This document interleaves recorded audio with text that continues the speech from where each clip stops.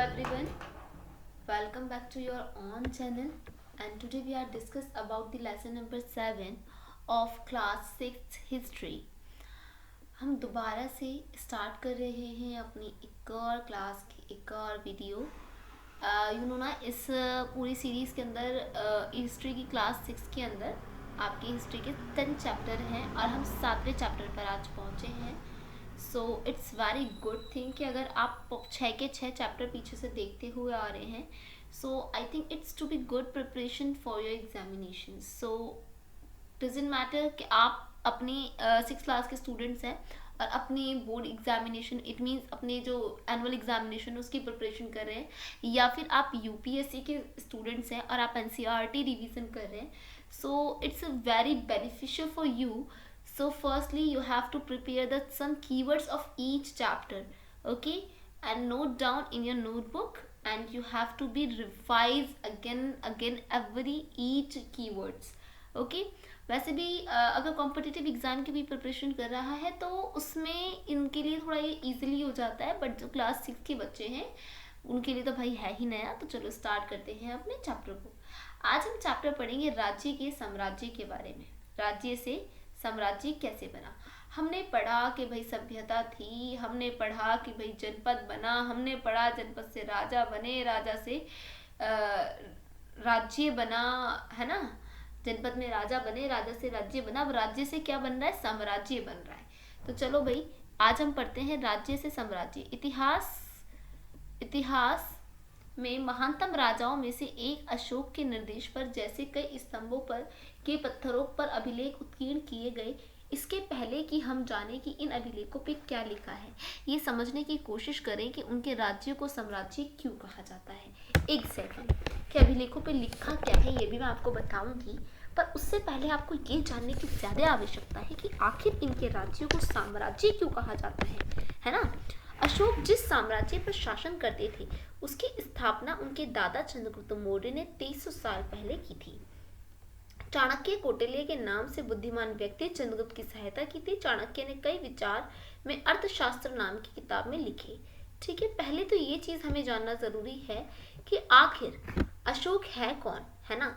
तो भाई 2300 साल पहले एक साम्राज्य यानी कि एक वंश की स्थापना हुई थी जिसे हमने कहा था मौर्य वंश। क्या कहा था, मौर्य वंश कहा था। ठीक है, मौर्य वंश की स्थापना किसने की थी, मौर्य वंश की स्थापना की थी चंद्रगुप्त मौर्य ने। किसने की थी, चंद्रगुप्त मौर्य ने की थी, है ना, चंद्रगुप्त मौर्य। इसने धनानंद को हराकर महापद आनंद वाले शासक नंद वंश के शासक धनानंद को हराकर चंद्रगुप्त मौर्य ने अपने वंश की स्थापना करी जिसका नाम था मौर्य। ठीक है, मौर्य वंश। ठीक है, इसके बाद आए बिंदुसार। ठीक है, बिंदुसार आए और बिंदुसार के बाद उनके बेटे आए राजा अशोक। ओके, राजा अशोक ने बहुत सारे अभिलेख लिखवाए, अभिलेख पांडुलिपियां इन्होंने लिखवाई। और उन अभिलेख में और चंद्रगुप्त की हेल्प किसने करी थी, इनके गुरु, चंद्रगुप्त के गुरु जिनका नाम था चाणक्य। क्या नाम था, चाणक्य। इनके टीचर थे ये, या इन्हें कौटिल्य भी कहते थे, इन्हें कौटिल्य भी कहा जाता था। एक और नाम था इनका क्या नाम था, विष्णुगुप्त। ठीक है, विष्णुगुप्त भी इनको कहा जाता था। अभिलेख अब इसने लिखवाया अशोक ने, वो अभिलेख भाषा लिपि कौन सी थी, ब्राह्मी लिपि के अंदर लिखे गए थे। ब्राह्मी व खरोष्ठी लिपि के अंदर लिखे गए थे। ब्राह्मी और खरोष्ठी का सर्वप्रथम किसने अध्ययन किया था, क्योंकि बहुत सारे राजाओं ने, सिकंदर वगैरह ने पढ़वाने की कोशिश की थी। सर्वप्रथम अध्ययन किसने किया था, ईस्ट इंडिया कंपनी के अधिकारी थे। क्या नाम था उनका, जेम्स प्रिंसेप। क्या नाम था, जेम्स प्रिंसेप। ठीक है, प्रिंसेप ने इसका अध्ययन किया था अशोक के अभिलेखों का। तो हमें पता चला ऐसा कुछ था भी। एक तो अशोक के अभिलेख और एक आपके कौटिल्य जो थे विष्णुगुप्त, इन्होंने पुस्तक लिखी थी जिसका नाम था अर्थशास्त्र। इसके बारे में भी हमें यहाँ का बहुत सारी जानकारी मिली। ठीक है, वापस आते हैं। और साम्राज्य ने बहुत से नगर थे। ठीक है, इसमें राजधानी पुटलिपुत्र, उज्जैन, तक्षशिला प्रमुख नगर थे। वही महाजनपद के बारे में। वंश एक ही परिवार में कोई सदस्य एक के बाद एक राजा बनते हैं तो उन्हें एक ही वंश का कहा जाता है। मौर्य वंश में 3 महत्वपूर्ण राजा हुए, चंद्रगुप्त उनका बेटा बिंदुसार, फिर बिंदुसार का पुत्र अशोक। मैंने अभी आपको बताया ना, चंद्रगुप्त के बेटे बिंदुसार थे, बिंदुसार के बेटे अशोक थे। ठीक है, अब जिन जगहों पर अशोक के शिलालेख मिले उन्हें अभी हम यहाँ पे पढ़ेंगे नीचे। ठीक है, अब यहाँ पे क्या था, दूसरी तरफ उज्जैन उत्तरी भारत में दक्षिण भारत से राज्य में पड़ता था। शायद नगरों में व्यापारी, सरकारी अधिकारी, शिल्पकार रहा करते थे। साम्राज्य के बहुत बड़े क्षेत्र में किसानों और पशुपालकों के गांव बसे हुए थे। मध्य भारत जैसे इलाकों में ज्यादातर हिस्सा जंगलों में से भरा हुआ था। वहां पर लोग फल फूल का संग्रहण कर और जानवरों का शिकार करके जीविका चलाते थे। साम्राज्य के अलग अलग इलाकों में लोग भिन्न भिन्न भाषाएं बोलते थे। वह लोग अलग अलग प्रकार के भोजन करते थे, जहाँ तक कि अलग अलग किस्म की पोशाक भी पहनते थे। अलग अलग लोग थे। अब यहाँ पर हम मौर्य साम्राज्य और उसके युग के प्रमुख अभिलेख स्थल देखेंगे कि भाई प्रमुख अभिलेख कहाँ कहाँ पाए गए। ठीक है, तो देखो जहाँ पर लाल लाल आप बिंदु दिख रही है, ठीक है, वहां पर क्या है बेटा, सारे साम्राज्य के भीतर उन देशों के नाम है जहां अशोक के अभिलेख मिले। ठीक है, आप लिस्ट बना लें। ठीक है, आप लिस्ट बना लें कि अशोक के अभिलेख कहाँ कहाँ मिले, है ना। अब आ जाते हैं अशोक के अभिलेख कहाँ कहाँ मिले। लंपक कंधार में मिले। ठीक है, ये कहाँ पर है कंधार, अफगानिस्तान है जहां पर है। ठीक है, अफगानिस्तान। ठीक है, लंपक भी अफगानिस्तान में, मनसहरा, शहबाजगढ़ी, तक्षशिला, तक्षशिला नहीं सिर्फ शहबाजगढ़ी और मनसेरा। ठीक है, और कलसी, टोपरा, बहापुर, मेरठ, लुम्बिनी, रामपुरा, लोरिया, सारनाथ, रूपनाथ, गुज्जर, पगनरी, सांची, गिरनगर, सोपरा, संती, कलिंग, धौली, जीगढ़। ठीक है, ये आप लिस्ट बना ले जहां पर अशोक के अभिलेख मिले। ठीक है, ब्रह्मगिरी, येरगिरी। ठीक है, और जहां पर जो महत्वपूर्ण नगर है वो लाल से हैं। ठीक है, राज्य साम्राज्य कैसे भिन्न है। साम्राज्य राज्यों से बड़े होते हैं, उनकी रक्षा के लिए बड़ी सेनाओं की जरूरत होती है। सम्राटों और राजाओं की तुलना में संसाधनों की जरूरत पड़ी। मैंने शुरू में एक क्वेश्चन कहा था कि आखिर राज्य साम्राज्य कैसे बन गए, है ना, राज्य साम्राज्य कैसे बन गए। तो बेटा राजा जो होते थे ना वो विस्तारवादी की नीति अपनाते थे, यानी कि अपने राज्य का विस्तार करते थे, तो वो राज्य क्या बन जाते थे, साम्राज्य बन जाते थे। ठीक है, साम्राज्य का प्रशासन कैसे होता था। चूंकि मौर्य साम्राज्य बहुत बड़ा था इसलिए अलग अलग हिस्सों पर अलग अलग ढंग से शासन किया जाता था। पाटलिपुत्र और उसके आसपास के इलाकों पर सम्राट का सीधा नियंत्रण था। इसका मतलब ये हुआ कि इस इलाकों के गांव और शहरों के किसान, पशुपालक, शिल्पकार, व्यापारी पर इकट्ठा करने के लिए राजा अधिकारियों को नियुक्त करता था।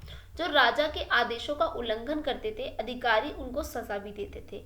कई अधिकारियों को वेतन भी दिया जाता था। संदेशवाहक एक जगह से दूसरी जगह घूमते रहते थे। राजा के जासूस अधिकारी के कार्यकलाप पर नजर रखते थे। इन सब के ऊपर सम्राट था जो राज परिवार वरिष्ठ मंत्रियों की सहायता से सब नियंत्रण रखता था। यानी कि यहाँ राजा होते थे, इधर उसके मंत्री होते थे। ठीक है, और इन मंत्रियों के अंडर होते थे कुछ ऐसे लोग जो लोगों से कर इकट्ठे करवाते थे। ठीक है, और वो लोग सारे गांवों में क्या करते थे, कर इकट्ठे करते थे। ठीक है, अब इन पर तक्षशिला या उज्जैन जैसी राजधानी पर शासन किया कुछ हद तक। पाटलिपुत्र आज का पटना है, क्षेत्र पर नियंत्रण रखा और अक्सर राजकुमारों को वहां राज्यपाल गवर्नर बनाकर भेजा जाता था। लेकिन ऐसा लगता है कि जैसे इस जगहों पर स्थानीय पे परंपराएं नियमों से ही माना जाता था। अब प्रदेशकों के केंद्रों के बीच में विस्तृत क्षेत्र, इलाके और मौर्य शासक सिर्फ मांगों और नदियों पर नियंत्रण रखने की कोशिश करते थे, क्योंकि संसाधन और भेंट के रूप में वहां से उन्हें मिलता था। ठीक है, और इकट्ठा किया जाता था। उदाहरण के लिए अर्थशास्त्र में लिखा कि उत्तर पश्चिम कंबल के लिए दक्षिण भारत सोने और कीमती पत्थरों के लिए प्रसिद्ध था। किसी की संसाधन नजराने के रूप में इकट्ठे किए जाते थे और अंत में जंगल वाले इलाके आते थे जहां पे वे रोक रहने के लिए काफी हद तक स्वतंत्र थे और उम्मीद की जाती थी कि मौर्य पदाधिकारी जो हैं उन्हें हाथी और लकड़ी, मधु और मोम जैसी चीजें लाकर दी जाए। ठीक है, नजराना क्या होता था, कर नियमित ढंग से इकट्ठे किए जाते थे। वही नजराना अनियमित रूप से जब भी संभव हो इकट्ठा कर लिया जाता था। नजराना मतलब था उनके लिए गिफ्ट्स वगैरह। ठीक है। अच्छा, एक और चीज हम जानेंगे कि आखिर हमें मौर्य साम्राज्य के बारे में जानकारी के स्रोत कहाँ से प्राप्त हुए। यह जानना भी हमारे लिए अत्यंत महत्वपूर्ण है। ठीक है। तो अगर मैं बात करूं तो इसकी जानकारी के स्रोत क्या थे, जानकारी के स्रोत क्या थे। देखो, मैंने आपको अभी बताई थी कि एक पुस्तक लिखी गई थी अर्थशास्त्र, है ना। तो अर्थशास्त्र जो पुस्तक लिखी गई थी किसके द्वारा लिखी गई थी, इनके गुरु कौटिल्य के द्वारा लिखी गई थी। उससे भी हमें इसके बारे में पता चला। एक इंडिका पुस्तक लिखी थी चंद्रगुप्त मौर्य की, जो लड़ाई हुई थी यूनान के राजा सेल्यूकस, उसने अपनी बेटी के साथ चंद्रगुप्त मौर्य की शादी कर दी थी। उसके साथ एक सिपाही दरबारी बोल सकते हो, मैगस्थनीज नाम का एक दरबारी आया था। मैगस्थनीज, ठीक है, मैगस्थनीज था जिसने इंडिका लिखी थी। ये दरबारी था उनका मौर्य काल में, चंद्रगुप्त मौर्य का दरबारी था। ठीक है। इसके अलावा जिसके बारे में हमें जानकारी के स्रोत मिलते हैं वो है अशोक के अभिलेख। ठीक है। अशोक के अभिलेखों से हमें जानकारी के स्रोत मिलते हैं। ठीक है। इसके अलावा हम जानते हैं, नजराना हमने पढ़ लिया था अभी। ठीक है। अशोक एक अनोखा सम्राट था। मौर्य वंश में सबसे प्रसिद्ध शासक थे अशोक। ठीक है। जो अभिलेखों द्वारा जनता तक अपना संदेश पहुंचाते थे। कलिंग यानी कि आज के टाइम पे उड़ीसा, तटवर्ती उड़ीसा यानी कि प्राचीन नाम, आज का टाइम पे उड़ीसा नाम है, कलिंग उसका पहले का नाम था। अशोक ने कलिंग को जीतने के लिए एक युद्ध लड़ा, लेकिन युद्ध जनित हिंसा और खून खराबा देखकर उन्हें युद्ध तृष्णा हो गई। उन्होंने निर्णय लिया कि वे भविष्य में कभी भी युद्ध नहीं करेंगे। उन्होंने सोचा कि अब मैं भविष्य में कभी युद्ध करूंगा ही नहीं। उत्कृष्ट पोलिश पत्थर मूर्ति जो बिहार के रामपुरवा से मिली, मौर्यकालीन स्तंभ हिस्सा है इसमें। ठीक है। अब अशोक का धर्म क्या था बेटा, वेरी इंपॉर्टेंट इट इज। ठीक है। अशोक धर्म में किसी देवता की पूजा अथवा किसी कर्मकांड की आवश्यकता नहीं थी। उन्हें लगता था कि जैसे पिता अपने बच्चों को अच्छे व्यवहार की शिक्षा देते हैं, वैसे ही उनका कर्तव्य था कि अपनी प्रजा को निर्देश दें। बुद्ध के उपदेशों से भी प्रेरित हुए। ऐसी कोई समस्याएं थी जिनके लिए उनमें संवेदना थी। उनके साम्राज्य में अलग अलग धर्मों को मानने वाले लोग थे। इससे कई बार टकराव पैदा हो जाता था। जानवरों की बलि चढ़ाई जाती थी। दासों और नौकरों के साथ क्रूर व्यवहार किया जाता। तो अशोक का कहना था कि सबसे प्यार से बात करें। ठीक है। और सबसे अच्छे से व्यवहार करें। ठीक है। तो इनके अलावा परिवार और पड़ोसियों के बीच में झगड़े रहते थे। तो अशोक ने महसूस किया कि इन समस्याओं का निदान उनका कर्तव्य, इसलिए धम्म महामत नाम का एक अधिकारियों से नियुक्त की जगह जाकर धर्म की शिक्षा देते थे। इसके अतिरिक्त अशोक ने अपने संदेश में कई स्थानों पर शिलाओं में, स्तंभों में खुदवाकर अधिकारियों को ये निर्देश दिया कि वे राजा संदेश को उन लोगों को पढ़कर सुनाए जो खुद नहीं पढ़ सकते थे। अशोक ने धर्म के विचार को प्रसारित करने की सीरिया, मिस्र, ग्रीस दूत भेजे और उनके पुत्र जो महेंद्र थे, अशोक के पुत्र, संघमित्रा थी पुत्री। इसी कार्य में वो श्रीलंका भी गए थे, दोनों के दोनों पुत्र और पुत्री। उन्होंने सड़कें बनवाई, कुएं खुदवाए, विश्राम गृह बनवाए और उन्होंने मनुष्य जानवरों की चिकित्सा की व्यवस्था भी की।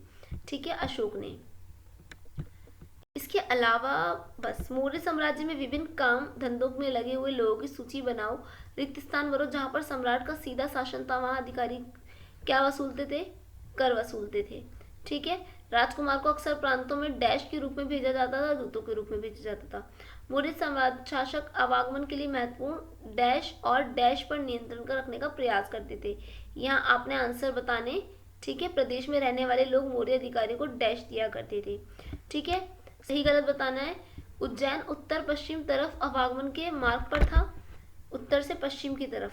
ठीक है। तो सही है गलत बताओ। पाकिस्तान अफगानिस्तान के इलाके के मौर्य साम्राज्य के अंदर थे।